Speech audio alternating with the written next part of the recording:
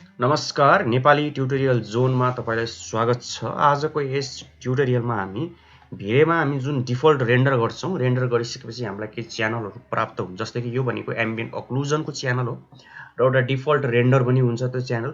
दुईटालाई मर्ज गरेर अलिकति हामी यसलाई राम्रो बनाउन गइरहेका छौं। ओके, हामी मिलेर बनाऊ।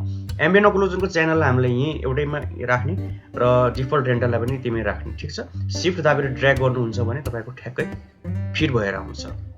त्यसपछि यो जुन एम्बियन्ट अक्लुजनको च्यानल छ त्यसमा तपाईको लेयरको ओभरलेमा जुन गएर तपाईले यसलाई मल्टिप्लाईमा राख्नु पर्ने हुन्छ, ठीक। जसले गर्दा व्हाइट पार्ट आफै हट्छ, कालो पार्ट चाहिँ देखिन्छ।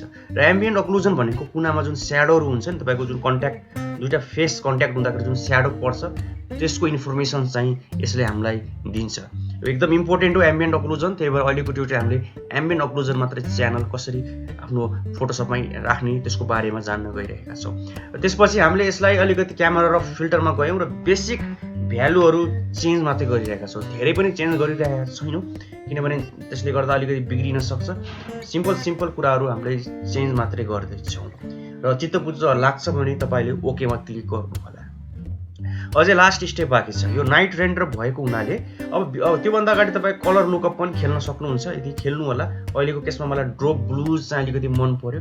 तपाई अरु पनि तपाई कलर लुकअप च्यानल खेल्न सक्नुहुन्छ। नाइट रेन्डर भएको हुनाले बेसिक तपाई ग्लेयर पीएनजी भनेर गुगलमा सर्च गर्नुहुन्छ भने सजिलै भेट्नुहुन्छ र यसलाई तपाईले आफ्नो फोटोसपमा युज गर्नुपर्ने हुन्छ।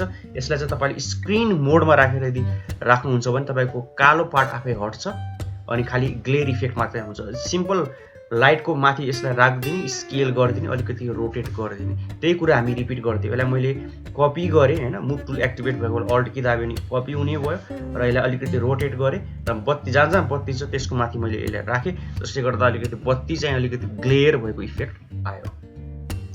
र यो ट्युटोरियलमा हामीले बेसिक पोस्ट प्रोसेसको बारेमा सिक्यौं र आफ्नो अमूल्य समय दिएर यहाँसम्म ट्युटोरियल हेर्नको लागि धेरै धन्यवाद। र च्यानलको ग्रोथको लागि please like, share and subscribe अवश्य गर्नु होला, जसले गर्दा यसले हामीलाई भोलिको दिनमा अरु नयाँ ट्युटोरियल बनाउनेमा पनि मोटिभेट गर्नेछ।